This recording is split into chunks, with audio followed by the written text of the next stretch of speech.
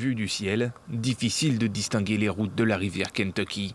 À Jackson, l'eau est montée en l'espace de quelques heures, submergeant et ravageant les maisons. Certains habitants ont dû se réfugier sur leur toit et être élitreuillés par la marine nationale. Beaucoup sont sous le choc. On a dû nager pour s'en sortir, l'eau était froide. J'en avais par-dessus la tête. C'était terrifiant, tout a disparu, tout le bureau a été détruit. Dans certains endroits, il est tombé 20 cm de pluie en 24 heures.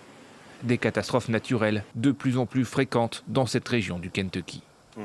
Cela fait 2 fois que je perds tout. Et je ne suis pas le seul. Il va falloir qu'on nous aide. Bien plus que ce dont on a bénéficié lors de la dernière inondation. Près de 25 000 personnes étaient jeudi sans électricité et certaines sans eau courante. Plusieurs victimes ont été recensées, mais les autorités s'attendent à ce que les chiffres s'aggravent. Le gouverneur a déclaré l'état d'urgence dans plusieurs comtés. C'est un événement dévastateur et je pense qu'il s'agira des inondations les plus meurtrières que nous avons vécues au Kentucky depuis très longtemps.